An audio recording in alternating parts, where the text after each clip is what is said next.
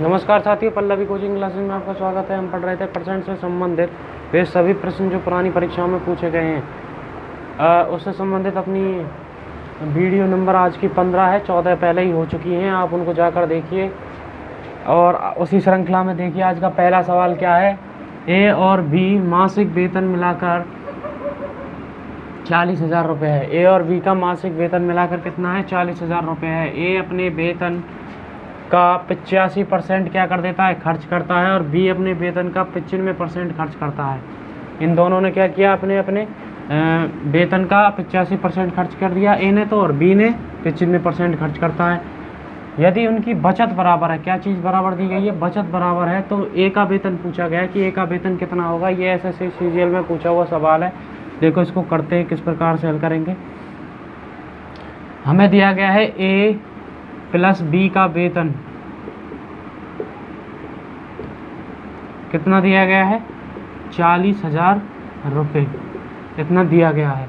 अब देखो ए का वेतन माना ए व बी का वेतन, देखो मानने के बजाय ऐसे करते हैं शॉर्ट तरीके से इसको। ए का वेतन अगर मान लो 100 रुपये है, और अगर वो खर्च करता है कितने? 85 रुपये, इस प्रकार से। ठीक है, तो ये क्या आ जाएगी? उनकी बचत ही तो है भाई। 100 रुपये कमा रहा है, 85 उसने खर्च कर दिए, तो कितने बचाए? उसने बचा लिए होंगे। जो खर्च करने पर जो बच जाएंगे वही उसकी बचत हो जाएगी। तो अब आगे देखते हैं कि बी की बचत क्या है, क्योंकि इनकी बचत बराबर है ना।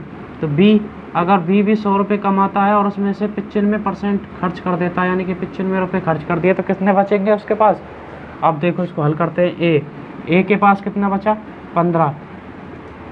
बी के पास कितना बचेगा? 5%। ठीक है, तो ए और बी का अनुपात निकाल लेंगे यहाँ से। ए और बी का अनुपात क्या आएगा अपने पास? ये 5 रह जाएगा और ये बटे में 15 चला जाएगा, तो अपने पास हो जाएगा 1/3। ए का मान आ गया 1 और बी का मान आ गया 3, यानी एक तो कमाता है 1 रुपया और बी कमाता है 3 रुपये। तो दोनों मिलाकर कितने हो जाएंगे? ए प्लस बी बराबर हमें दे रखा है 40,000 इनके वेतन का मान। तो ए का मान तो 3 है और इसका कितना है? बी का 4 है, मतलब बी का 3 है। ए का 1 है और बी का 3 है, तो अपने पास टोटल हो जाता है ये 40,000 के बराबर।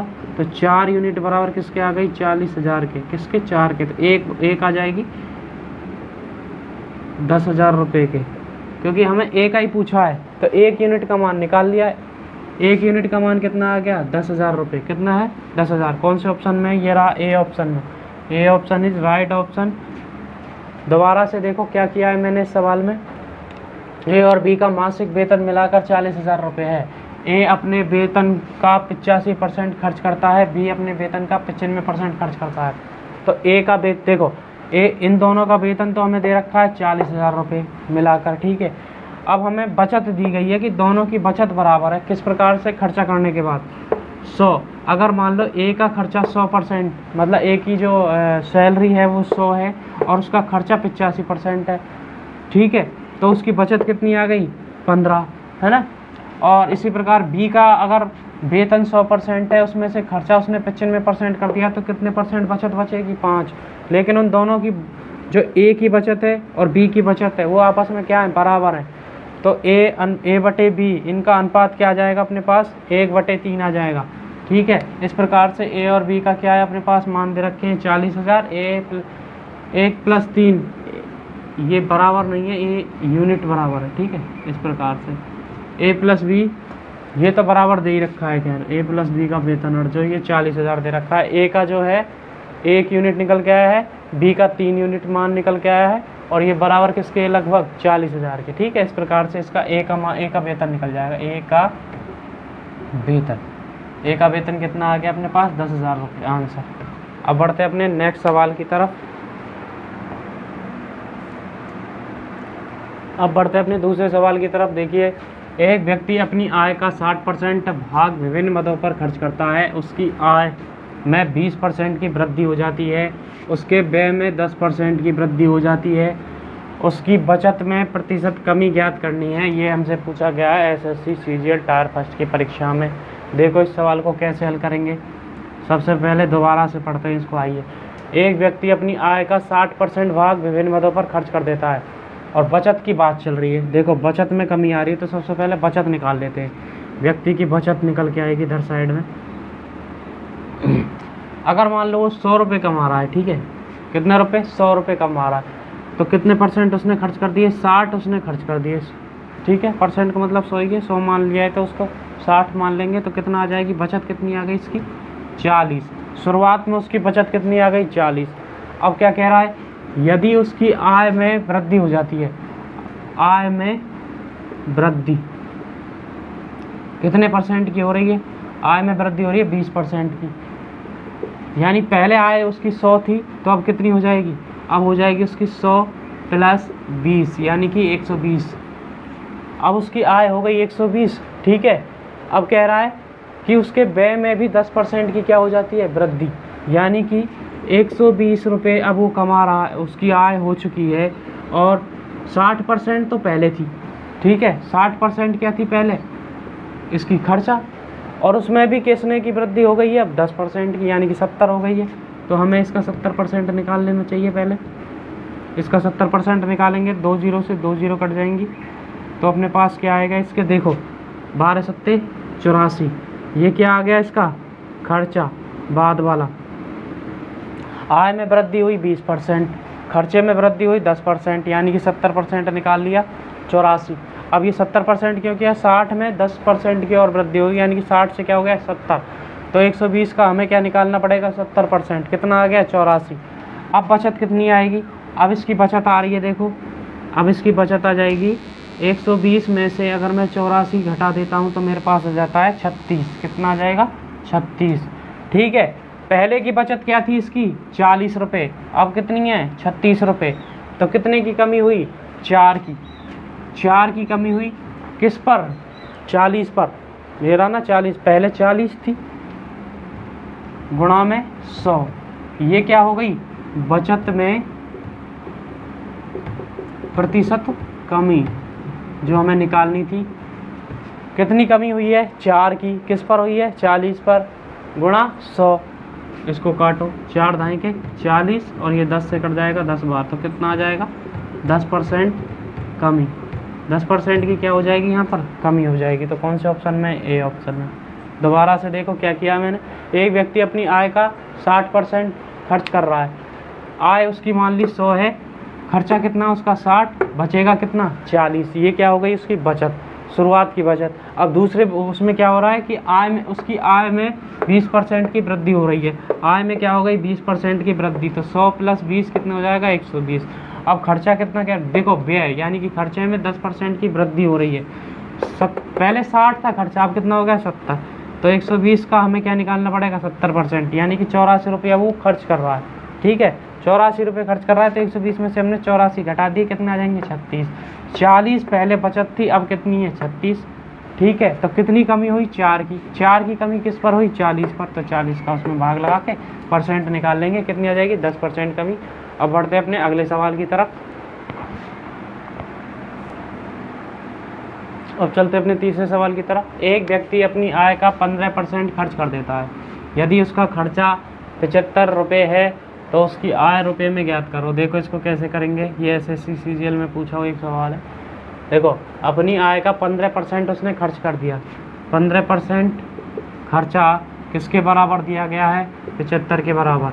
हमें 100% निकालना है, तो कैसे निकालेंगे, 1% बराबर हो जाएगा 75/15, और 100% के लिए क्या कर सकते हैं 100 का गुणा 75/15 गुणा में 100, 15 5 75, कितना आ जाएगा 500 रुपये। कितने रुपये आ जाएगा, 15 से ये 5 बार कट जाएगा, 5 गुणा 100 करेंगे तो 500 रुपये। कौन सा option number D is right answer, ये तो सरल सा था। अब बढ़ते हैं अपने नेक्स्ट सवाल की तरफ। आइए बढ़ते हैं अपने अगले सवाल की तरफ। श्री सचदेव का मासिक वेतन 5% बढ़ जाता है, जिससे उसका वेतन 15,120 रुपये प्रति वर्ष हो जाता है। उसका पूर्व मासिक वेतन कितना था, ये हमें बताना है। तो देखो इस सवाल को कैसे करेंगे, सॉल्यूशन इसका।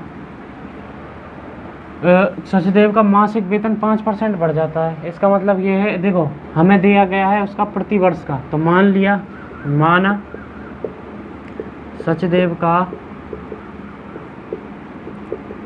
पुराना वेतन x रुपये प्रति वर्ष रहा। ठीक है, x रुपये प्रति वर्ष है या फिर था पुराना वाला। ठीक है, पुराना वाला ये था। अब इसमें क्या हो रही है, देखो वृद्धि कितने की हो रही है, 5% की।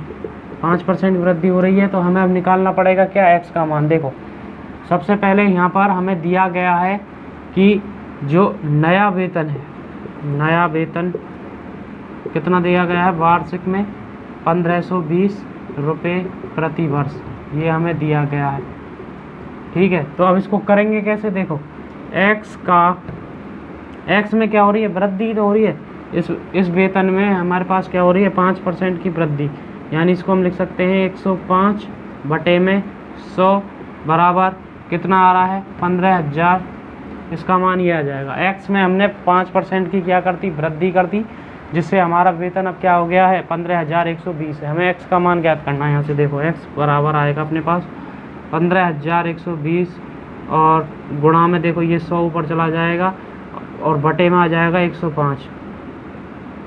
अब यहाँ पर देखो 5 ये कट जाएगा, 5 से काट लो, 20 5 100 सही है, और 20 पंजे ये 100 हो जाएगा और ये कट जाएगा 21 बार। इसको इधर लिख देते हैं अगर नहीं दिखाई दे रहा हो तो 21 बार। और 21 से इसको काटेंगे, इसको पहले काट लेते हैं हम, 3 से काटें 7 बार, 3 से कट जाएगा, 3 पंजू 15, 3 चौक 12, 0 बीच में 100 भाग टूटे 0 और आ जाएगी। देखो 3 से कट जाएगा, 3 पंजू 15, फिर 0 ले लेंगे, 12 उतार लेंगे, 4 आ जाएगा, 3 चौक 12 होता है, इसी वजह से 7 से काटो इसको, 7। देखो अब मैं इसको इधर लिख देता हूँ, 5040 में भाग लगाना है 7 का, तो अपने पास क्या आएगा, तो ये आ जाएगा 7 7 49, 7 दूनी 14, 720 रुपये। ठीक है, 720 आ गया। 720 अभी इसमें गुणा और करना है, कितने का गुणा और होगा, इसमें 20 का, यहाँ 20 का गुणा और चल रहा था तो इसमें 20 का गुणा और कर दो, तो अपने पास क्या निकल के आएगा, 0 और 1 0 और आ जाएगी, 2 दूनी 4, 2 सत्ते 14, ये आ गया इतने रुपए। ये आ गया हमारे पास 1 साल का पुराना वेतन, x का मान जो है 1 साल का क्या आ गया, मतलब वृद्धि से पहले का वेतन, वृद्धि से पहले का वेतन ये आ गया। तो अभी 1 महीने का निकालना है, तो 1 माह का वेतन अपने पास क्या आएगा, 1 माह का वेतन आ जाएगा, इसमें हम 12 का भाग लगा देंगे। भाई देखो 1 x का मान आ गया, एक यानी कि ये पुराना वेतन था। ठीक है, ये 1 साल का है। अब हमें 1 माह का निकालना है, तो इसमें लगा देंगे, तो अपने पास कितना आ जाएगा, 12 12 144 होता है, तो 1200 रुपये, कितने रुपये, 1200 रुपये क्या आ जाएगा इसका आंसर। तो कौन सा ऑप्शन है, 1200 रुपये, B option. B option is right option.